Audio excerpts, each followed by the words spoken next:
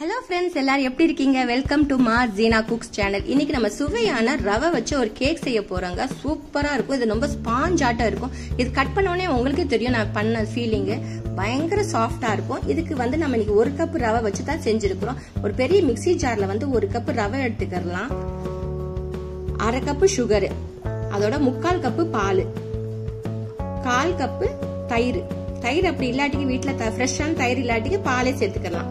அதோட refined oil வந்து ஒரு 1/4 கப். இதுக்கு எசன்ஸ் இருந்தா 1/4 டீஸ்பூன் எசன்ஸ் ஊத்திக்கோங்க. அப்படி இல்லாட்டி ஏலக்காய் போட்டுக்கோங்க 2.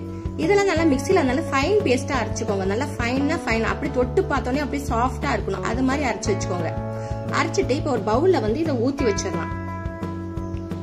இதை நல்லா பவுல்ல வந்து ஊத்தி ஒரு 15-20 நிமிஷம் வரைக்கும் நல்லா ஊத்தி வச்சுக்கோங்க. அப்பதான் அந்த மாவு வந்து ஊறணும். அப்படியே அந்த ரவை வந்து அந்த பான்லயே அப்படியே ஊறி நல்லா புஷ்ஷுன்னு அப்படி நல்லா சூப்பரா ஆயிடும். ஸ்பாஞ்ச் ஆட்டம் ஆகணும். அது மாதிரி ஊறட்டும். நம்ம மூடி போட்டு மூடி வச்சிடலாம். ஒரு 15-20 நிமிஷம் கண்டிப்பா வச்சிருங்க. மூடி போட்டு எடுத்துட்ட பின்னாடி இதுக்கு வந்து இப்ப நல்லா கலந்து பார்த்தா நமக்கே தெரியும் மாவு நல்லா புசுன்னு அப்படியே பொங்கி இருக்கும். அதோட நல்லா வந்து கொஞ்சம் மிக்ஸ் பண்ணி விட்டுட்டு மாவை 1 teaspoon baking powder, 1/4 teaspoon baking soda இதையும் போட்டு நல்லா கலந்து விட்டுக்கோங்க.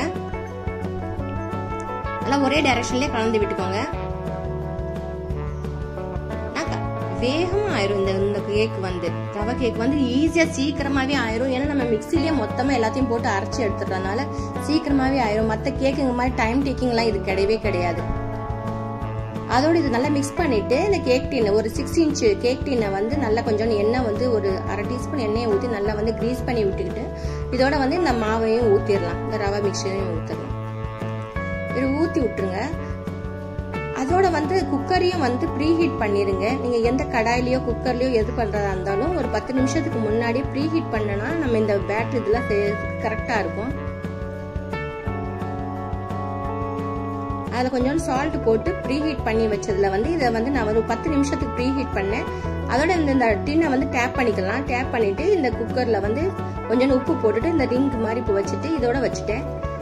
இது நல்லா வந்து குக் ஆகட்டும். ஒரு 15 நிமிஷம் சென்று மறுபடியும் நான் ஓபன் பண்ணிட்டு வீட்டுல ஏதாவது ட்ரை ஃப்ரூட்ஸ் இருந்தா போட்டுக்கோங்க. அப்படி இல்லாட்டி டூட்டி ஃப்ரூட்டி இருந்தாலும் போட்டுக்கோங்க. மேல கார்னிஷ்க்கு ரொம்ப நல்லா இருக்கும்.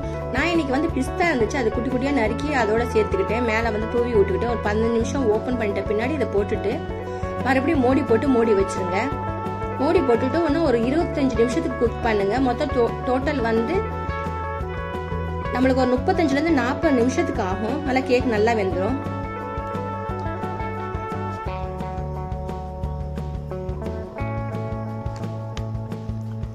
நிமிஷத்துல கேக் வெந்துருச்சு. நல்லா 35 நிமிஷத்துலயே ட்ரை பண்ணுங்க. பாத்துக்கோங்க, பார்த்து பண்ணிக்கோங்க. அடிக்கடி ஓபன் பண்ணி பார்க்காதீங்க.